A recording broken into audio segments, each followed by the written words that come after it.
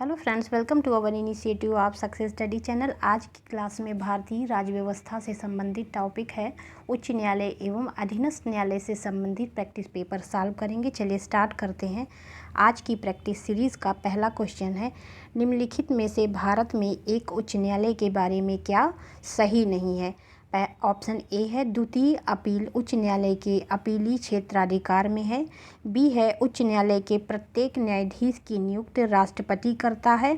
सी है उच्च न्यायालय के न्यायाधीशों की नियुक्ति राज्यपाल करता है। डी है उच्च न्यायालय के लोकहितवाद से संबंधित आवेदन स्वीकार कर सकता है। इसका करेक्ट आंसर हो जाएगा ऑप्शन सी, उच्च न्यायालय के न्यायाधीशों की नियुक्ति राज्यपाल करता है। राइट आंसर हो जाएगा ऑप्शन सी। नेक्स्ट क्वेश्चन, कार्यकारी न्यायाधीशों की नियुक्ति की जाती है। कार्यकारी न्यायाधीशों की नियुक्ति किसके द्वारा की जाती है? इसका करेक्ट आंसर हो जाएगा ऑप्शन सी, उच्च न्यायालय द्वारा। ऑप्शन सी इसका राइट आंसर हो जाएगा। नेक्स्ट क्वेश्चन, राष्ट्रपति उच्च न्यायालय के किसी न्यायाधीश का एक उच्च न्यायालय से दूसरे उच्च न्यायालय में स्थानांतरण निम्नलिखित में से किसके परामर्श से करेगा? राष्ट्रपति उच्च न्यायालय के किसी न्यायाधीश का एक उच्च न्यायालय से दूसरे उच्च न्यायालय में स्थानांतरण निम्नलिखित में से किसके परामर्श से करेगा? इसका करेक्ट आंसर हो जाएगा ऑप्शन बी, सर्वोच्च न्यायालय के मुख्य न्यायाधीश से। राइट आंसर हो जाएगा ऑप्शन बी। नेक्स्ट क्वेश्चन, उच्च न्यायालय के न्यायाधीशों के वेतन और भत्ते दिए जाते हैं। उच्च न्यायालय के न्यायाधीशों के वेतन और भत्ते दिए जाते हैं। इसका करेक्ट आंसर हो जाएगा ऑप्शन बी, राज्य की समेकित निधि से। ऑप्शन बी इसका करेक्ट आंसर हो जाएगा। नेक्स्ट क्वेश्चन, उच्च न्यायालय के सेवानिवृत्त जज को पेंशन कहाँ से दी जाती है? भारत की संचित निधि से, राज्य की संचित निधि से जहाँ उसने अंतिम सेवा की है। सी है विभिन्न राज्यों की संचित निधि से जहाँ जहाँ उसने सेवा की है। डी है भारत की आकस्मिक निधि से। इसका करेक्ट आंसर हो जाएगा ऑप्शन ए, भारत की संचित निधि से सेवानिवृत्ति जज को पेंशन दी जाती है। जो उच्च न्यायालय के सेवानिवृत्ति जज होते हैं उन्हें पेंशन भारत की संचित निधि से दी जाती है। ऑप्शन ए इसका करेक्ट आंसर हो जाएगा। नेक्स्ट क्वेश्चन, उच्च न्यायालय के न्यायमूर्ति की सेवानिवृत्ति की आयु है 62 वर्ष। इसका ऑप्शन सी करेक्ट आंसर हो जाएगा। नेक्स्ट क्वेश्चन, अंडमान एवं निकोबार द्वीप पर निम्नलिखित उच्च न्यायालयों में से किस एक का क्षेत्राधिकार है? अंडमान निकोबार द्वीप पर निम्नलिखित उच्च न्यायालयों में से किस एक का क्षेत्राधिकार है? इसका करेक्ट आंसर हो जाएगा ऑप्शन बी, कोलकाता। इसका राइट आंसर हो जाएगा। नेक्स्ट क्वेश्चन, निम्नलिखित उच्च न्यायालयों में से कौन एक से अधिक राज्य केंद्र शासित प्रदेशों के लिए है? निम्नलिखित में से उच्च न्यायालयों में से कौन एक से अधिक राज्य केंद्र शासित प्रदेशों के लिए? इसका करेक्ट आंसर हो जाएगा option D, Mumbai. Next question, Bharat में उच्च न्यायालयों की संख्या है। इसका करेक्ट आंसर होगा ऑप्शन सी, 25। भारत में उच्च न्यायालयों की संख्या कितनी है? 25। इसका राइट आंसर हो जाएगा। नेक्स्ट क्वेश्चन, निम्नलिखित में से सुमेलित नहीं है। उच्च न्यायालय की रिट जारी करने की शक्ति है अनुच्छेद 226। बी है उच्च न्यायालय द्वारा अधीनस्थ न्यायालयों के अधीक्षण की शक्ति है अनुच्छेद 227। सी है संसद का 2 या अधिक राज्यों के लिए एक उच्च न्यायालय स्थापित करने का अधिकार 231। डी है उच्च न्यायालय के सेवानिवृत्त न्यायाधीशों द्वारा विधि व्यवसाय करने पर निर्बंधन 229। इसका करेक्ट आंसर हो जाएगा ऑप्शन डी। पूछा क्या गया था कौन इसमें से सुमेलित नहीं है, तो इसका राइट आंसर हो जाएगा ऑप्शन डी, इसका करेक्ट आंसर हो जाएगा। नेक्स्ट क्वेश्चन, भारतीय न्यायपालिका के ऐतिहासिक प्रकरणों के बारे में निम्नलिखित युग्मों पर विचार कीजिए। मेनका गांधी प्रकरण 1978 अनुच्छेद 21 के तहत विचरण और विदेश यात्रा का अधिकार है। दूसरा है ओल्गा टेलिस प्रकरण 1985 अनुच्छेद 21 और 32 के तहत स्वास्थ्य और प्रदूषण मुक्त वातावरण का अधिकार। तीसरा है MC मेहता प्रकरण 1986 अनुच्छेद 21 के तहत आजीविका का अधिकार। चौथा है जस्टिस पुट्टास्वामी प्रकरण 2017 में अनुच्छेद 21 के तहत निजता का अधिकार। पूछा क्या गया है इसमें युग्म पर विचार कीजिए। इसका करेक्ट आंसर हो जाएगा ऑप्शन देख लेते हैं। इसका करेक्ट आंसर हो जाएगा ऑप्शन ए 1 और 4 इसका राइट आंसर हो जाएगा। नेक्स्ट क्वेश्चन, भारतीय संविधान द्वारा सर्वोच्च न्यायालय की स्थापना से पूर्व निम्नलिखित में से कौन सा सर्वोच्च अपीलीय न्यायालय था? भारतीय संविधान द्वारा सर्वोच्च न्यायालय की स्थापना से पूर्व निम्नलिखित में से कौन सर्वोच्च अपीलीय न्यायालय था? इसका करेक्ट आंसर हो जाएगा option A privy council. Right answer होगा option A. Next question, Malimath समिति की रिपोर्ट किससे संबंधित है? मलीमत रिपोर्ट किससे संबंधित है? आपराधिक न्याय व्यवस्था के सुधारों से, संवैधानिक सुधारों से, पश्चिमी घाट के संरक्षण से, सशस्त्र बलों में सुधार से। इसका करेक्ट आंसर हो जाएगा ऑप्शन ए आपराधिक न्याय व्यवस्था में सुधारों से। ऑप्शन ए इसका राइट आंसर होगा कि मलीमत समिति आपराधिक न्याय व्यवस्था में सुधारों से संबंधित है। करेक्ट आंसर क्या होगा? Option A. नेक्स्ट क्वेश्चन, निम्न उच्च न्यायालयों में से किस उच्च न्यायालय की सबसे अधिक बेंचें हैं? निम्न उच्च न्यायालयों में से किस उच्च न्यायालय की सबसे अधिक बेंचें हैं? इसका करेक्ट आंसर हो जाएगा ऑप्शन सी मुंबई उच्च न्यायालय। निम्न उच्च न्यायालयों में से किस उच्च न्यायालय की सबसे अधिक बेंच है? तो मुंबई उच्च न्यायालय इसका राइट आंसर हो जाएगा। नेक्स्ट क्वेश्चन, इनमें से कौन सा राज्य के उच्च न्यायालय का मुख्य क्षेत्राधिकार नहीं है? इनमें से कौन सा राज्य के उच्च न्यायालय का मुख्य क्षेत्राधिकार नहीं? परामर्श संबंधी अधिकार, प्रारंभिक क्षेत्राधिकार, निरीक्षण का क्षेत्राधिकार, अपीली क्षेत्राधिकार। करेक्ट आंसर हो जाएगा ऑप्शन ए परामर्श संबंधी क्षेत्राधिकार। राइट आंसर हो जाएगा ऑप्शन ए। नेक्स्ट क्वेश्चन, जब किसी उच्च न्यायालय का मुख्य न्यायाधीश प्रशासनिक हैसियत से काम करता है तो वह अधीन होता है। ए उच्च न्यायालय के न्यायाधीशों में से किसी की भी रिट अधिकारिता के, बी भारत के मुख्य न्यायाधीश द्वारा प्रयुक्त विशेष नियंत्रण के, सी है राज्य के राज्यपाल की वैवेकी शक्तियों के, डी है इस विषय में मुख्यमंत्री को प्रदत्त विशेष शक्तियों के। क्वेश्चन रिपीट करते हैं। जब किसी उच्च न्यायालय का मुख्य न्यायाधीश प्रशासनिक हैसियत से काम करता है तो वह अधीन होता है।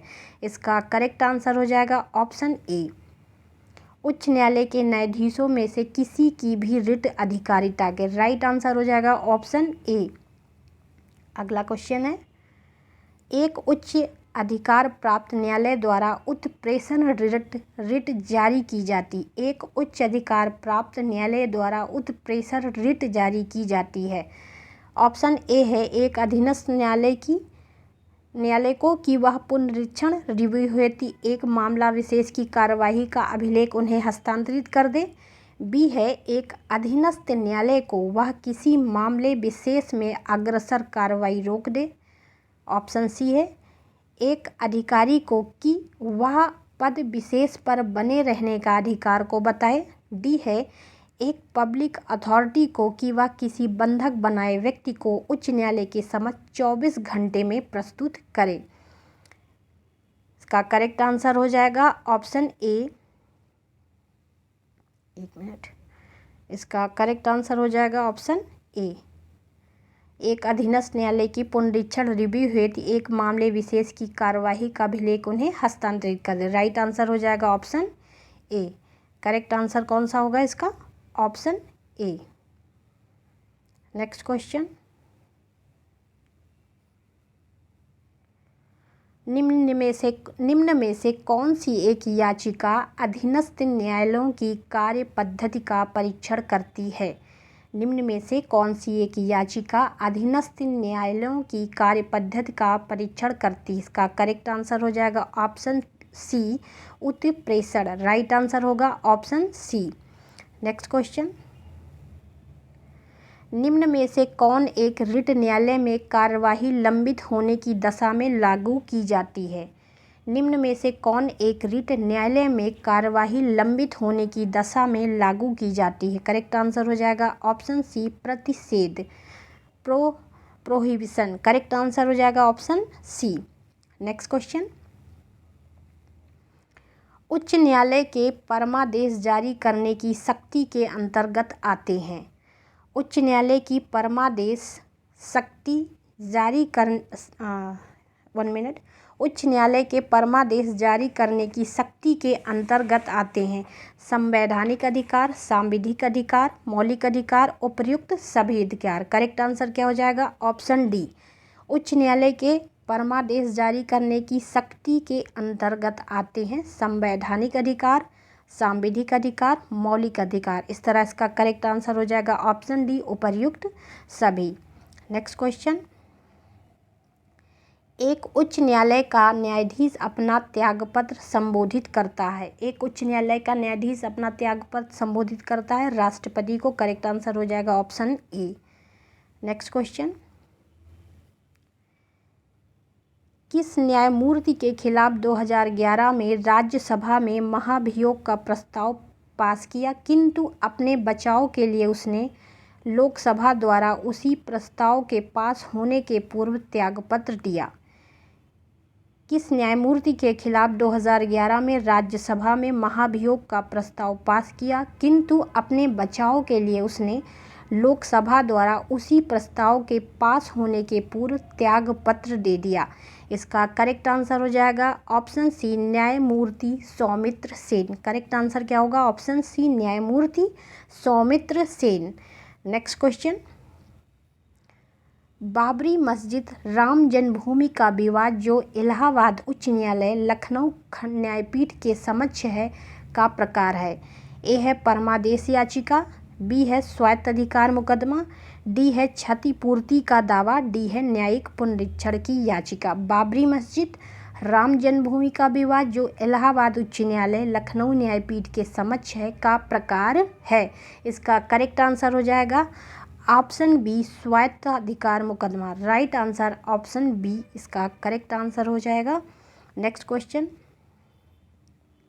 किसी उच्च न्यायालय में ने फैसला दिया है कि एक ही बार में 3 बार तलाक कहने से तलाक होना गैरकानूनी है? किस उच्च न्यायालय ने फैसला दिया है कि एक ही बार में 3 बार तलाक कहने से तलाक होना गैरकानूनी है? इसका करेक्ट आंसर हो जाएगा ऑप्शन बी, इलाहाबाद उच्च न्यायालय। राइट आंसर होगा ऑप्शन बी। नेक्स्ट क्वेश्चन, विधि आयोग के किस अध्यक्ष ने अपनी रिपोर्ट में समर्थन किया है कि प्रत्येक उच्च न्यायालय के 1/3 न्यायाधीश दूसरे राज्य से होने चाहिए? क्वेश्चन रिपीट करते हैं, विधि आयोग के किस अध्यक्ष ने अपनी रिपोर्ट में समर्थन किया है कि प्रत्येक उच्च न्यायालय के एक न्यायाधीश दूसरे राज्य से होने चाहिए? इसका करेक्ट आंसर हो जाएगा ऑप्शन सी, न्यायाधीश HR खन्ना। करेक्ट आंसर क्या होगा? ऑप्शन सी, न्यायाधीश HR खन्ना। नेक्स्ट क्वेश्चन, जिला न्यायाधीश शब्द संविधान के किस अनुच्छेद में आया? जिला न्यायाधीश शब्द संविधान के किस अनुच्छेद में आया? जिला न्यायाधीश शब्द संविधान के किस अनुच्छेद में आया? इसका करेक्ट आंसर हो जाएगा ऑप्शन डी, अनुच्छेद 233। नेक्स्ट क्वेश्चन, निम्नलिखित परिस्थितियों में से कौन सी अधिकार परीक्षा रिट को जारी करने संबंधी आवश्यकताओं को पूरा नहीं करता? ए है कार्यालय सार्वजनिक होने चाहिए, इसे राज्य द्वारा गठित किया जाना चाहिए। बी है कार्यालय को विशेष इकाई होनी चाहिए। सी है नियुक्ति के संदर्भ में संविधान या कानून का उल्लंघन हुआ हो। डी, इसकी मांग केवल पीड़ित व्यक्ति द्वारा की गई हो। इसका करेक्ट आंसर हो जाएगा ऑप्शन डी, इसकी मांग केवल पीड़ित व्यक्ति द्वारा की गई हो। करेक्ट आंसर हो जाएगा option D. Next question, Bharat के संविधान के अनुसार जिला न्यायाधीश अभिव्यक्ति के अंतर्गत सम्मिलित नहीं होगा। भारत के संविधान के अनुसार जिला न्यायाधीश अभिव्यक्ति के अंतर्गत सम्मिलित नहीं होगा। इसका करेक्ट आंसर हो जाएगा ऑप्शन सी, अधिकरण न्यायाधीश। ऑप्शन सी इसका राइट आंसर हो जाएगा। नेक्स्ट क्वेश्चन, संसद सदस्यों और राज्य विधानमंडल के सदस्यों के निर्वाचन संबंधी विवाद उच्च न्यायालय की कौन से क्षेत्राधिकार के अंतर्गत आते हैं? संसद सदस्यों और राज्य विधानमंडल के सदस्यों के निर्वाचन संबंधी विवाद उच्च न्यायालय के कौन से क्षेत्राधिकार के अंतर्गत आते हैं? प्रारंभिक क्षेत्राधिकार, अपीली क्षेत्राधिकार, सलाहकार क्षेत्राधिकार, न्यायाधीश क्षेत्राधिकार। इसका करेक्ट आंसर हो जाएगा ऑप्शन ए, प्रारंभिक क्षेत्राधिकार। राइट आंसर हो जाएगा option A. Next question, Bharat में चलित न्यायालय मोबाइल कोर्ट इनका मानस पुत्र है? न्यायमूर्ति भगवती, बी है श्री राजीव गांधी, डी है पीजी कलाम, डी है प्रतिभा पाटिल। इसका करेक्ट आंसर हो जाएगा ऑप्शन सी, डॉक्टर एपीजे कलाम। राइट आंसर हो जाएगा ऑप्शन सी। नेक्स्ट क्वेश्चन, न्यायालय में संवेदन करने में सुने जाने का अधिकार नियम लोकस स्टाई रूल किस वाद द्वारा बनाया गया? एक मिनट। न्यायालय में समावेदन करने में सुने जाने का अधिकार नियम लोकस स्टाई रूल को किस वाद के द्वारा बनाया गया? एसआर बोमाई बनाम भारत संघ, दूसरा है मिनर्वा मिल्स बनाम भारत संघ, सी है एसपी गुप्ता बनाम भारत संघ, डी है केशवानंद भारती बनाम केरल राज्य। इसका करेक्ट आंसर हो जाएगा ऑप्शन सी, एसपी गुप्ता बनाम भारत संघ। ऑप्शन सी इसका राइट आंसर हो जाएगा। नेक्स्ट क्वेश्चन, उच्च न्यायालय के संदर्भ में निम्नलिखित कथनों पर विचार कीजिए। उच्च न्यायालय की स्थापना सबसे पहले 1862 में कोलकाता, मुंबई और मद्रास में की गई। दूसरा है दिल्ली उच्च न्यायालय के गठन 1964 में किया गया। तीसरा है उच्च न्यायालय के न्यायिक क्षेत्र में एक या एक से अधिक राज्य सम्मिलित हो सकते हैं। चौथा है पूर्वोत्तर राज्य असम, नागालैंड, मिजोरम, अरुणाचल प्रदेश और मणिपुर का एक ही उच्च न्यायालय है। इसमें कौन सा कथन सही है? ऑप्शन देख लेते हैं इसका करेक्ट आंसर हो जाएगा ऑप्शन बी, 2 और 4। राइट आंसर इसका होगा ऑप्शन बी, 2 और 4। नेक्स्ट क्वेश्चन, फौजदारी कानून के संबंध में निम्नलिखित कथनों पर विचार कीजिए। पहला है, इसमें ऐसी क्रियाओं को शामिल किया जाता है जिनको कानूनन अपराध माना जाता है, जैसे चोरी, दहेज के लिए प्रताड़ना व हत्या इत्यादि। दूसरा है, इसके अंतर्गत प्राथमिकी दर्ज होने पर पुलिस जांच करती है और अदालत में केस दर्ज कराती है। तीसरा है, इसके अंतर्गत दोषी व्यक्ति को जुर्माने या जेल या दोनों की सज़ा दी जा सकती है। उपर्युक्त कथन में से कौन से सत्य हैं? इसका करेक्ट आंसर हो जाएगा ऑप्शन डी, सभी। इसका करेक्ट आंसर क्या हो जाएगा? ऑप्शन डी, पहला, यानी इसमें ऐसी क्रियाओं को शामिल किया जाता है जिसका कानूनन अपराध माना जाता है, जैसे चोरी, दहेज के लिए प्रताड़ना व हत्या इत्यादि।